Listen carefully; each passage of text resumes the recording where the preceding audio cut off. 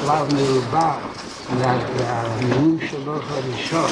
שמעתי וראיתי את המסר. אני שטוב שבקו זה, והקדוש ברוך הוא מסייע לכל הריצים לתאי, אחי. אבל הסכמנו וכמה מקסימים בקשית עצמך.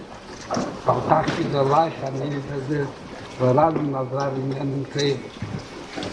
אני מתכוון להמשיך בדיוק בקו הזה. קלטתי היטב את המסר. וזה הקו הכי טוב בשביל... הקו היחידי. שלא יצטרכו לכל עניין של בחומר ובכל וקליציה. בשוב ובנחס תבשל. לקו הצלחה. אני מודה לך על ההזדמנויות שנתת לבוא ולעזר בך. לקבל את הסיוע ולהמשיך שאתה נותן לי, לא רק לי, לכל עם ישראל. אני עדיין בתחילת המסע שלי. אני יודע. למדתי בתחילת התפקיד האחרון. אני בא בתחילת מעשה לאדם בתחילת מעשה.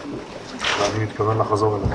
אתה סודק לי סדיק עם מאיר ב9-10 אנשים. לבד ראיתי סרה שלי. וכי שהקודש ברוך הוא לצד הזה. ברכה והצלחה. ניסים של הקודש ברוך הוא. ברכה והצלחה.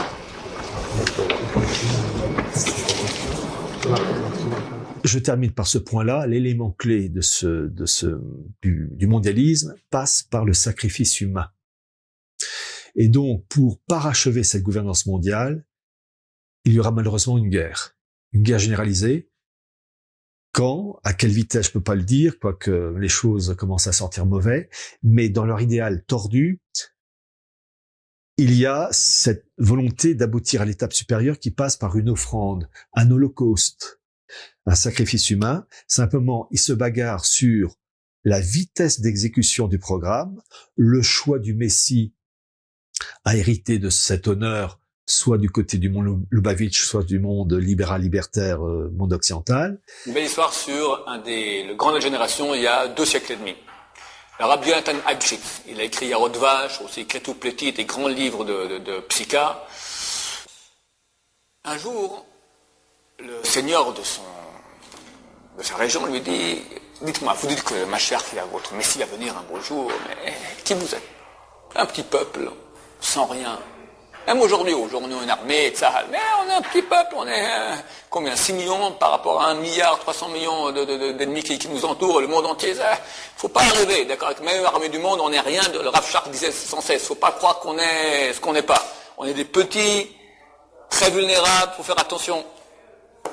Alors comment lui dit, à plus forte raison à l'époque, on n'avait rien du tout, on était un peuple en exil. Votre Messie viendra, il y a des armées, l'armée prusse, l'armée russe, l'armée française, l'armée britannique, des immenses grandes armées. Comment votre Messie viendra, comment il va faire la guerre, comment il va montrer qu'il sera un grand? Du coup, je te montre, dis à tous tes seigneurs, dans 3 jours, on va faire un concours de combat de coqs. Que chacun prépare bien son coq, on verra qui sera vainqueur. Moi, je mènerai mon coq aussi, on verra. Je te montrerai que moi, je serai le vainqueur. Ah ouais? Ok, très bien. Le roi envoie des édits spéciaux à tous ses seigneurs. Venez, dans 3 jours, chacun amène son coq de combat le plus fort, et on va voir maintenant qui va gagner. Après 3 jours, les trompettes, les drapeaux, tous les seigneurs qui sont là, et le roi s'installe, et chaque seigneur amène son coq, des coqs flamboyants, des coqs cruels, forts, puissants. Et le roi vient, il sort un coup de son sac comme ça, un petit coq, tout freluquet, tout tremblotant. Les seigneurs là se regardent en faisant des sourires, des coups d'œil comme ça, ils rigolent déjà. Bon, les trompettes sonnent, le roi ordonne que le combat commence. On jette les coqs dans l'arène. Et le combat commence. Les coqs l'un sur l'autre, ils se griffent, ils se mordent, ils se griffent. Le petit coq du rab, il va se coucher dans un petit coin, comme ça, il fait rien du tout.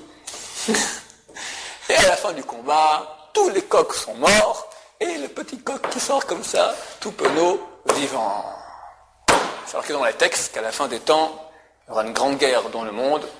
On n'est pas prophète ni fils de prophète. C'est vrai que tout le monde sent un peu que c'est pour bientôt.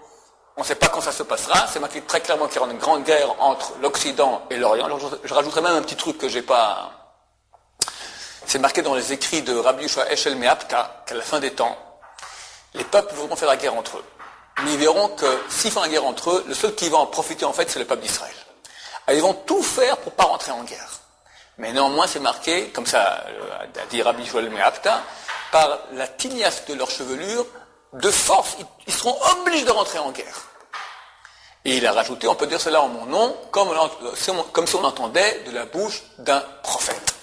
On a un exemple éloquent de cela par le combat de coq de Rabbi Yonatan Habshitz. Bonne journée. Même si on peut imaginer, rêver d'un Jérusalem devenant capitale de la planète qui sera un jour unifié autour d'un gouvernement mondial. C'est un joli lieu pour un gouvernement mondial. Merci Jacques Attali, à la semaine prochaine.